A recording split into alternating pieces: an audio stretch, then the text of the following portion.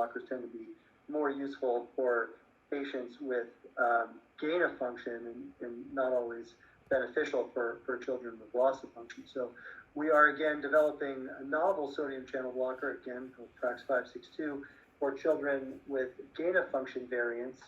And we're again really excited about it because it's not, it's been designed not to completely wipe out channel function, which is where you end up with kids that aren't giggling anymore. And, yeah, they may not be seizing, but they tend to be heavily sedated. So the hypothesis we're going to work towards understanding in the clinic in the next couple of years is whether or not by targeting the channel very specifically on something called leak current or persistent current, whether or not we can both reduce seizures and maintain giggles.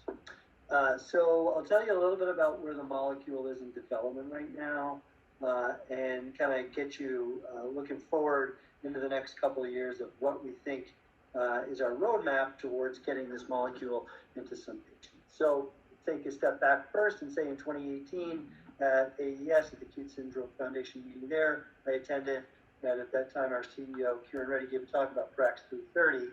Prax 330 turned out to be actually a safe, well-tolerated molecule, but it had a fairly long half-life. And that's something that we wanted to get rid of because we really wanted to have a molecule that we can control very closely. As many of you know, if you get too much sodium channel blockade, you can run into a lot of adverse events. And so we want to have a molecule that if we can reduce dose, the dose comes down quickly.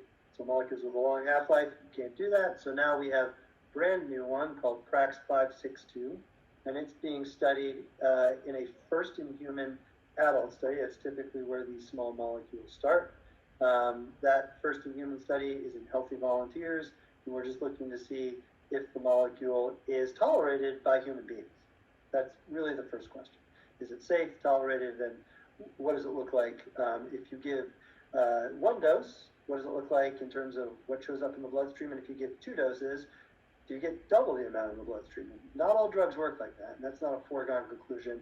That's an entire field called pharmacokinetics, and so that's what we're doing in this first-in-human study. Just give a dose, see how much shows up in the bloodstream, get another group of people, give them 2 doses or double the dose, and see if you get double the amount in the bloodstream. So that's called a single ascending dose study, and that's where the molecule is right now. It's going very well. We continue to escalate in that study. We're excited about it. Now, when you're done with that first study, you're really prepared to conduct subsequent studies in adults, and we have it in mind to study this molecule in a headache syndrome that plagues